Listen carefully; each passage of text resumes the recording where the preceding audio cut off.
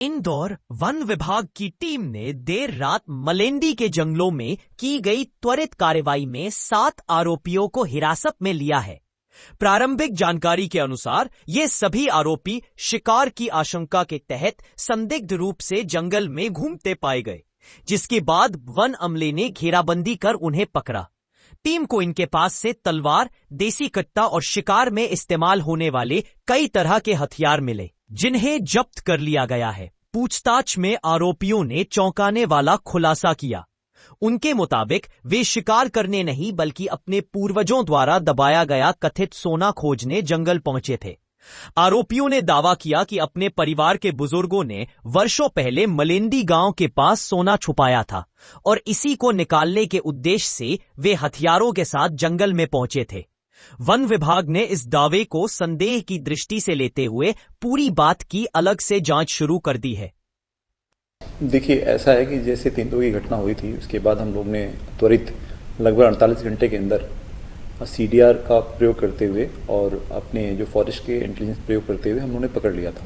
उसके बाद हम लोगों ने ये मुस्तैदी की कि राउंड द क्लॉक हम लोगों ने बता रखा है अपनी टीम को, अपने रेंज अफसर लोग को, वो टीम गठित करके जंगलों में लगातार भ्रमण कर रहे हैं और देख रहे हैं कि कोई फंदा तो नहीं है, कोई बिजली के तार के आसपास कोई करंट तो नहीं लगाया हुआ है। ये सारी गतिविधियों को देखने का प्रयास कर रहे हैं। इसी अनुक्रम में कल शाम को लगभग 8:30 बजे, 8 तारीख दिसंबर को शाम को 8:30 बजे हमारी टीम ने मुखबिर की भी सूचना प्राप्त हो गई थी।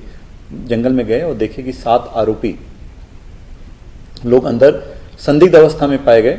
जिनसे पूछना गया तो वो थोड़ा सा जवाब देने में आनाकानी कर रहे थे। फिर इनकी तलाशी ली गई तो उनके पास से एक तलवार, एक कट्टा, कुछ कारतूस बरामद किए गए और उनको पकड़ने के लिए वन विभाग की टीम को थोड़ा स्ट्रैटेजी की सहायता उन्हें घेरना पड़ा।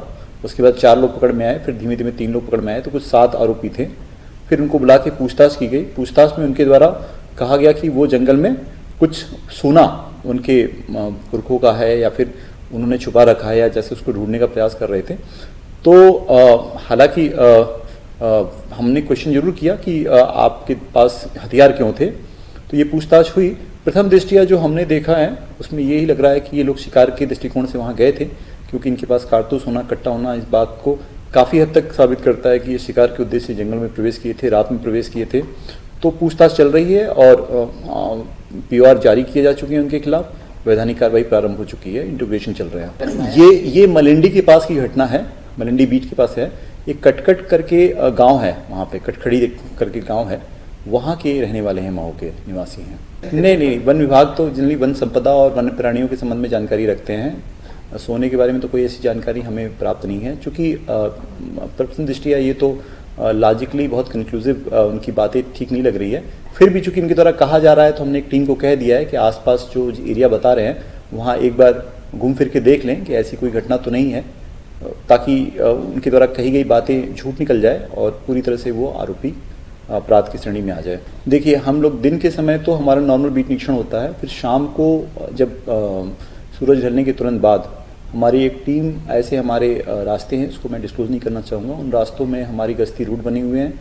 यहाँ से हम बताते हैं उनको, उस गश्ती रूट में रैंडम देते हैं, इनको जाना पड़ता है, वहाँ की लाइट लोकेशन देना पड़ता है, मेरे द्वारा रैंडम पूछी भी जाती है, जो साहब द्वारा पूछा जाता है, और फिर वो गश्ती करके मॉर्निंग में रिपोर्टिंग करते हैं कि कहाँ कहाँ गए थे, उनको क्या गतिविधियाँ मिली। तो व्हाट्सएप हमारे ग्रुप बने हुए हैं, ग्रुप पे वो रिपोर्टिंग करते हैं लगातार, कहाँ गए थे, क्या देखे थे, फोटो भी भेजते हैं अपने लाइट लॉन्ग के साथ, ताकि इस बात की पुष्टि रहे कि वास्तव में वहाँ गए थे। नहीं, चारों रेंज में टीम बनाई गई है, इंदौर, चोरल, महू और मानपुर, सभी लोग लगातार इसमें गश्ती कर रहे हैं। और चूंकि आपको जानकारी के लिए बता दें कि जो सर्दियों का समय होता है उसमें थोड़ा गतिविधियाँ बढ़ जाती हैं, वन्य प्राणियों की जो मूवमेंट है और सक्रिय हो जाते हैं, और जो हिस्टोरिकल डेटा हमारा कहता है कि ऐसे समय में शिकार की संभावनाएं बढ़ जाती हैं। तो इसको हम लोग बहुत देख रहे हैं और आगामी में हमारे अभी 11 और 12 तारीख को हम लोग एक रिहर्सल कर रहे हैं अखिल भारतीय बाघ गणना के संबंध में, जो कि 18 से 24 के बीच में दिनांक निर्धारित है इंदौर मंडल के लिए। तो हम लोग 11 और 12 को एक मॉक ट्रायल कर रहे हैं, ताकि हम लोग इसके तहत अपने ट्रांजेक्ट रूट और सारे साक्ष्य को कलेक्ट करने की जो विधा है उससे सभी अपने जो वन रक्षक हैं और बाकी कर्मचारी अधिकारी हैं उनको हैंड्स ऑन ट्रेनिंग दे दें। इसी दौरान कंप्लीट स्कैनिंग होगी जंगल की, उसमें भी अगर इस टाइप की कोई घटनाएं प्रकाश में आती है, फंदे इत्यादि की, तो भी हमारे जानकारी में आ जाएगी। उनको मोस्टली शिकार की धारा में हम लोग लगा रहे हैं, साथ में साथ उनको जो आरक्षित जंगलों में प्रवेश करने की जो धाराएं होती हैं उसको भी लगा रहे हैं, IFA 1927 और WPA 1972 के अंतर्गत। नहीं, आरक्षित जंगलों में जो वहाँ के आसपास के निवासी हैं वो बिल्कुल जा सकते हैं वहाँ पे जंगल में, क्योंकि वो समितियों के सदस्य हैं। लेकिन हाँ, कोई स्ट्रेंजर जंगल में जाता है, आरक्षित में जाता है बिना किसी परमिशन के, तो ये अपराध की श्रेणी में आता है।